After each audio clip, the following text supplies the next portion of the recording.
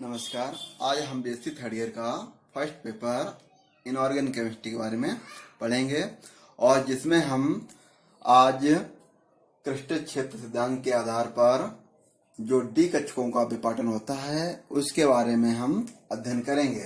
तो इसमें हम देखेंगे कि जो क्रिस्टल क्षेत्र सिद्धांत के आधार पर डी कक्षकों का विपाटन होता है वो किस तरह होगा और इसमें जो हमारे डी कक्षक और डी जनरेट कक्षकें होती हैं उनको हम कैसे स्प्लिटिंग करेंगे।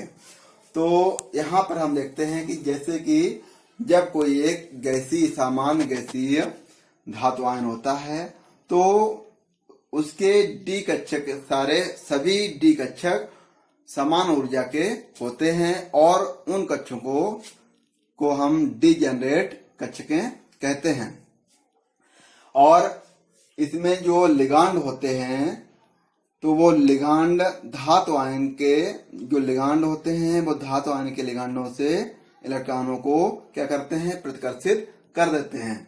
जो धातु आयन के डी कक्षकों के इलेक्ट्रॉन होते हैं उन्हें जो लिगांड उनके समीप पहुंचते हैं तो लिगांडों के जो लोन पेयर होते हैं या एकाकी इलेक्ट्रॉन होते हैं वो डी कक्षकों के इलेक्ट्रॉनों को प्रतिकर्षित करते हैं जिससे कि डी कक्षकों के इलेक्ट्रॉनों की ऊर्जा में वृद्धि हो जाती है और तब वो जाकर आगे और रिएक्ट करके वो डी कक्षकें जो होती हैं पांचों समान ऊर्जा की वो भिन्न भिन्न कक्षकों में या उत्तेजित होकर अलग अलग वो डिवाइड हो जाती हैं। तो इन कक्षकों को हम ईजी कक्षक और T2G कक्षकें कहते हैं। तो सबसे पहले जो हमारी T2G कक्षकें होती हैं उन्हें हम क्या कहते हैं, D x square minus Y square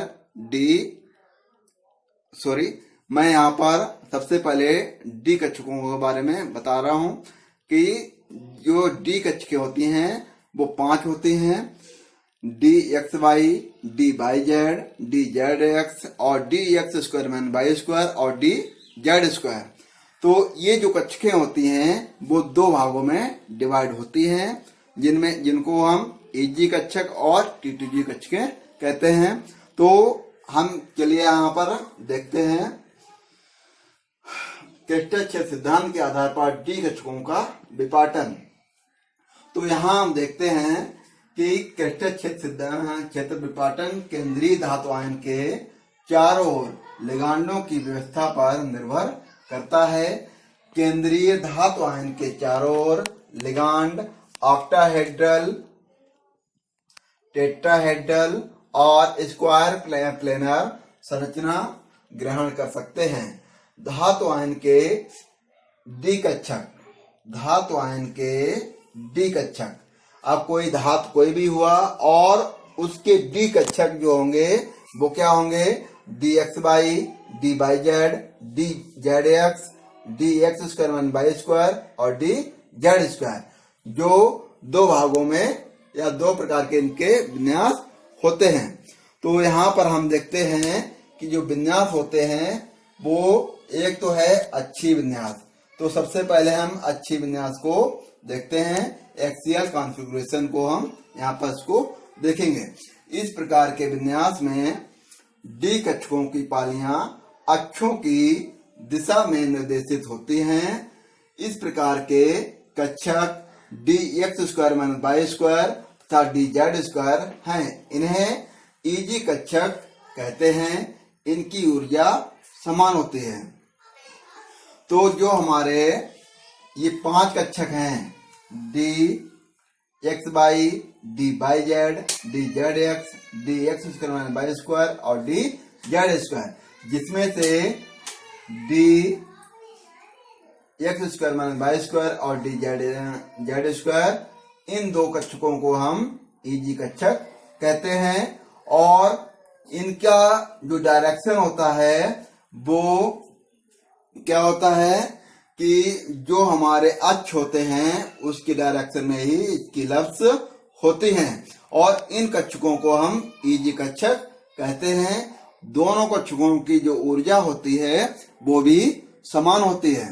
तो यहाँ पर हम देखते हैं कि जो हमारे दो कक्षक हैं यहाँ पर d x square minus Y square और डी जेड स्क्वायर, तो इन कक्षकों को हम फिगर से रिप्रेजेंट करते हैं। तो जैसे कि दो डायरेक्शन है, एक डायरेक्शन एक्स दूसरा डायरेक्शन वाई, तो यहाँ पर जो d x square minus Y square है, तो यहाँ पर जो हमारा दो डायरेक्शन है एक्स और वाई, जिसमें एक्स डायरेक्शन हमारा नेगेटिव है और वाई डायरेक्शन प्लस में है, तो ये इसकी दो लफ्ज हुई। इसके बाद जो डी जेड स्क्वायर है उसकी जो डायरेक्शन क्या होगी, सिर्फ जेड की डायरेक्शन में होगी और इसकी भी दो लफ्ज होंगे प्लस प्लस।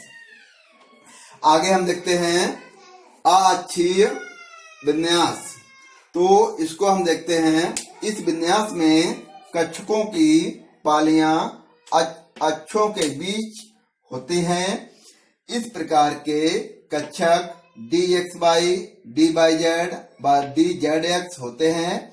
कक्षकों के इस समूह को T2G समूह कहते हैं और इन कक्षकों को T2G कक्षक कहते हैं। इन तीनों कक्षकों की ऊर्जा समान होती है। तो इनको हम देखते हैं यहाँ पर कि जो फिगर के माध्यम से कि जो हमारा dxy है, तो dxy यहाँ पर जो हमारे निर्देशांक हैं या डायरेक्शन है उनके केंद्र पर इसकी लफ्ज होती हैं। जैसे कि ये x डायरेक्शन है, ये y डायरेक्शन है और ये जो हमारा ऑर्बिटल है वो है dxy। तो यहाँ पर एक लफ्ज ये जो x की और ये y की, इसी टाइप से ये डी वाई जेड की है, जिसमें ये डायरेक्शन जो है y है और ये ऊपर डायरेक्शन z है। और इसका जिस सभी लफ्ज हैं, ये जो लफ्ज है उसका जो बिंदु है या केंद्र है वो क्या है, डायरेक्शन के बीच में होता है। तो d x Y, D Y z और डी जेड एक्स की सभी की जो लफ्ज होते हैं या पालियां होती हैं उनका केंद्र बिंदु निर्देशांक के केंद्र पर होता है। अब हम देखते हैं यहाँ पर कि जो हमारा अच्छी विन्यास अक्षी विन्यास दोनों होते हैं, तो उन्हें हम कैसे जनरेट होते हैं और कैसे उन्हें उत्तेजित करते हैं, उसको हम एक जो डी कक्षकों का विपाटन होता है उसके माध्यम से हम देखते हैं यहाँ पर फिगर के माध्यम से। तो सबसे पहले हम यहाँ से शुरुआत करते हैं कि जो हमारी डी उपकोष होती है, डी उपकोष होती है, ये यहाँ से यहाँ तक, ये है हमारी डी उपकोष पूरी। डी उपकोष में 5 ऑर्बिटल्स होते हैं, D x Y, D Y Z, D Z x, d x square minus Y square और डी जेड स्क्वायर। तो ये पांचों कक्षकें समान ऊर्जा की होती हैं या डीजेनरेट होती हैं। तो डीजेनरेट डी ऑर्बिटल यहाँ से हैं। सबसे पहले इसको हम देखते हैं कि जब ये टेट्राहेड्रल फॉर्म में जाएगा तो क्या होगा। तो सबसे पहले हम देखते हैं कि ये जो कक्षकें होती हैं 5 कक्षकें, वो क्या है कि x square minus Y square और जेड स्क्वायर। तो ये कक्षकें ईजी कक्षकें हैं और ये T2G कक्षकें हैं। तो इनके बीच का जो एनर्जी होती है वो क्या है, इस जो ये लाइन खींची हुई है तो यहाँ से ये होता है प्लस 0.6 डेल्टा टी। अब जो प्लस 0.6 डेल्टा टी है, यहाँ डेल्टा टी का मतलब है टेट्राहेड्रल। जो टी है वो रिप्रेजेंट करेगा टेट्राहेड्रल को। तो यहाँ पर ईजी कक्षक की जो एनर्जी होती है वो T2G कक्षकों की एनर्जी से अधिक होती है और यहाँ पर जो T2G कक्षकों की एनर्जी होती है वो ईजी कक्षकों से कम होती है। यहाँ पर जो हमारे T2G कक्षक होते हैं वो है dxy, dy/z, dz(x).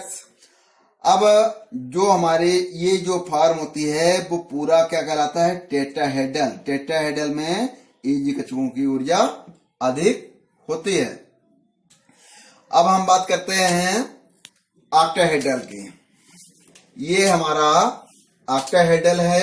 ऑक्टाहेड्रल में जो T2G है कक्षकें वो क्या होती हैं, यहाँ पर नीचे आ गई, और इनकी जो ऊर्जा होती है वो ईजी कक्षकों की, ये ईजी कक्षकें हैं, इनका जो एनर्जी होती है प्लस 0.6 डेल्टा जीरो, मगर ये जीरो ना पढ़ के इसको ओ पढ़ेंगे, और इसका जो मतलब होता है वो होता है ऑक्टाहेड्रल, क्योंकि ऑक्टाहेड्रल के फॉर्म में हम इसको देख रहे हैं।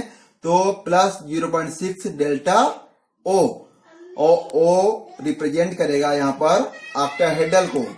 तो जब लिगांड केंद्रीय धातु आयन के डी कक्षकों के इलेक्ट्रॉनों को क्या करता है, प्रतिकर्षित करता है, तो डी कक्षकों की ऊर्जा जो है T2G कक्षकों की ऊर्जा से ईजी कक्षकों की ऊर्जा अधिक होती है, और इनकी जो ऊर्जा होती है वो प्लस 0.6 डेल्टा जीरो होती है। तो इस तरह ऑक्टाहेड्रल को इस तरह रिप्रेजेंट करते हैं। इसकी T2G कक्षकें नीचे होती हैं और ईजी कक्षकें ऊपर होती हैं।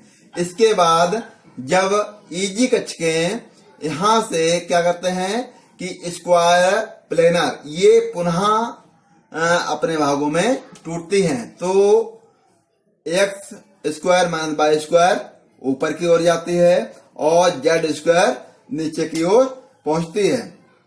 ठीक इसी प्रकार जो हमारी T2G कक्षकें हैं उनमें से x बाई क्या करती है, यहां से एक्साइटेड होकर ऊपर की ओर जाती है, जिसकी ऊर्जा अधिक हो जाती है, किनसे, बाई जेड और जेड एक्स से।